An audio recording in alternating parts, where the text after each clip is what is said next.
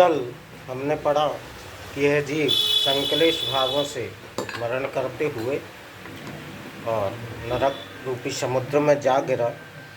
नारकियों के रहने के स्थान को नरक कहते हैं अथवा पापी जीवों की आत्मा अत्यधिक दुख प्राप्त कराने वाला स्थान नरक है।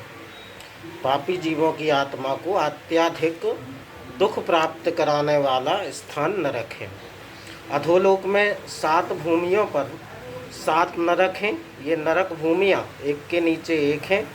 इन्हीं नरकों के दुखों का वर्णन करते हुए 10वें छंद में पंडित जी लिख रहे हैं, तहाँ भूमि पर सत दुख सो, भिक्षु सहस डसे नहीं तिसो, तहाँ राघ श्रोणित वाहिनी, कृमिकुल कलित देह दाहिनी।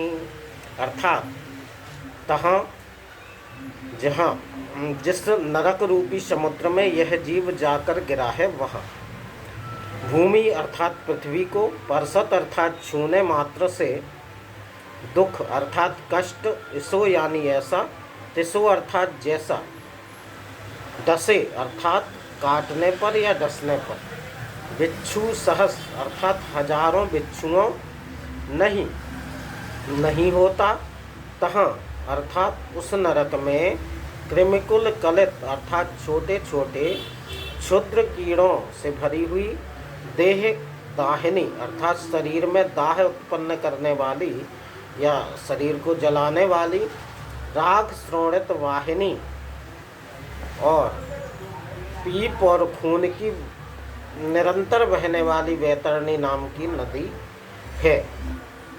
स्पष्ट शब्दों में उस नरक में भूमि का स्पर्श करते ही हजारों बिच्छुओं के एक साथ काटने जैसा दुख होता है एवं उस नरक में देह को जलाने वाली छोटे छोटे क्षुद्र कीड़ों से भरी, खून और पीप की वैतरणी नामक नदी बहती है, जहाँ की भूमि छूने पर हजारों बिच्छुओं के डसने जैसा दुख प्राप्त होता है। ऐसे नरक की शेष जानकारी अगले भाग में प्राप्त करेंगे। आज इतना ही। धन्यवाद।